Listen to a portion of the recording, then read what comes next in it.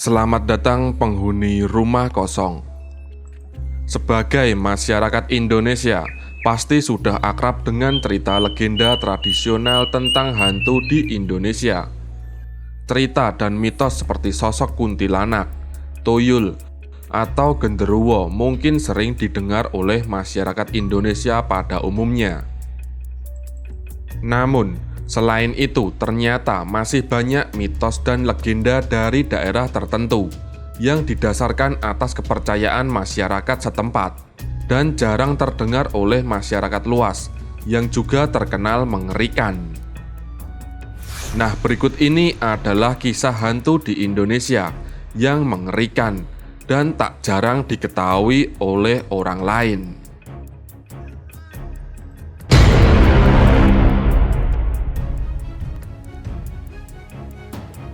Di daerah Kalimantan, ada sebuah legenda hantu mengerikan yang berwujud setengah kambing setengah manusia.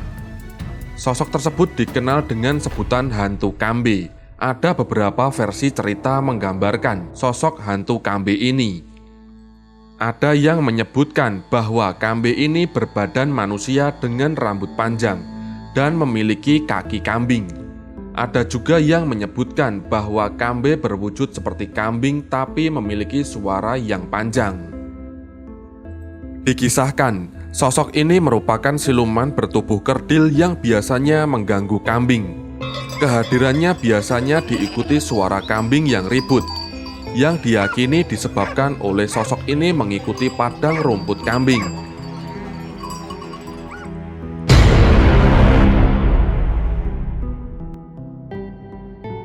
Legenda hantu kisut dikenal di daerah Pacitan, Jawa Timur. Menurut cerita, sosok hantu kisut berwujud sebuah bayangan tubuh yang selalu mengikuti. Jika bayangan pada umumnya akan berukuran panjang dan pendeknya sesuai dengan cahaya yang mengenai tubuh. Konon, hantu kisut akan memiliki ukuran yang sama dan terus mengikuti gerak-gerik orang yang diikuti, meskipun ada tidaknya cahaya. Bayangan akan selalu sama mengikuti pola karakteristik tubuh manusia. Konon katanya, ada sebuah mitos di mana sosok hantu kisut menghantui pendatang baru. Masyarakat setempat percaya bahwa bayangan mistis dan tak biasa ini adalah wujud hantu kisut yang ingin jahil kepada pendatang baru tersebut.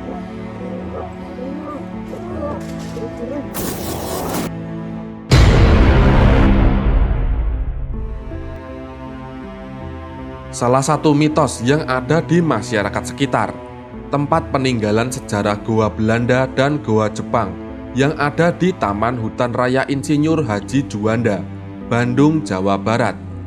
Yakni kita dilarang menyebut kata lada. Dalam bahasa Sunda, lada artinya adalah pedas.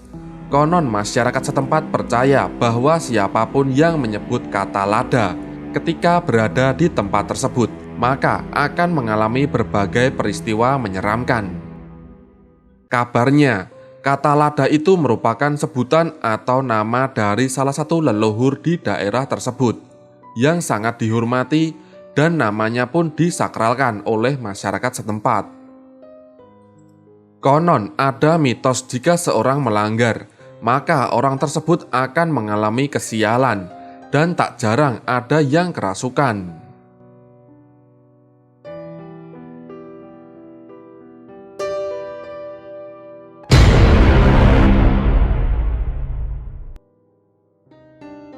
Suwangi merupakan kisah urban yang sangat menakutkan di tanah Papua dan juga Maluku.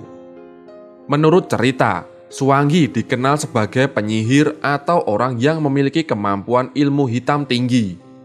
Ada pula yang mengisahkan jika sosok Suwangi sangat menakutkan dengan mata yang merah dan memiliki gigi yang tajam. Konon sosok ini sangat ditakuti karena bisa menyebabkan korbannya menderita penyakit aneh hingga berujung kepada kematian. Ketika sosok tersebut mengincar korbannya, dia akan terbang menggunakan pelepah daun dan menyelinap masuk ke rumah korbannya. Suwangi juga diketahui bisa berubah wujud menjadi binatang apa saja. Umumnya berubah menjadi cicak sehingga mudah memasuki tempat tinggal korbannya.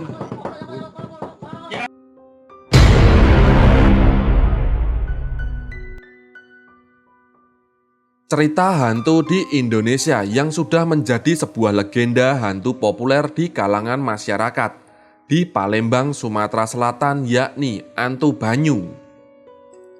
Antu Banyu atau yang berarti hantu sungai diceritakan secara turun-temurun.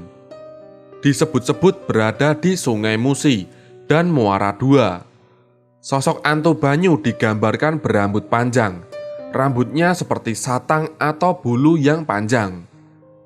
Karena itu, konon apabila rambut tersebut berada di atas kapal atau perahu, maka itu pertanda Antu Banyu singgah dan kapal tersebut bisa-bisa tenggelam.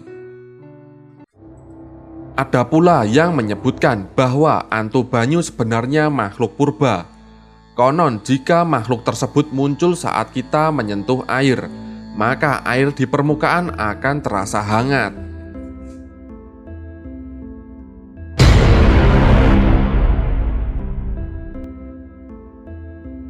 Pada masyarakat Batak Toba, terutama di Tapanuli Utara, terdapat sebuah legenda Begu Ganjang yang menurut bahasa setempat artinya hantu panjang atau roh panjang. Oleh sebagian masyarakat, Begu Ganjang dikisahkan sebagai sosok makhluk yang tubuh tinggi yang dilihat lebih dekat akan semakin tinggi, dan konon katanya dapat mencekik orang yang dapat melihatnya. Namun sebagian lagi percaya bahwa Begu Ganjang adalah sosok berambut panjang yang suka berdiam diri di pucuk-pucuk pohon yang tinggi. Sosok Begu Ganjang juga disebut-sebut sebagai roh yang dipelihara seseorang untuk melaksanakan tujuan khusus dengan memberikan tumbal. Ini apa ini, Bang? Apa itu? Batu. Jangan pegang.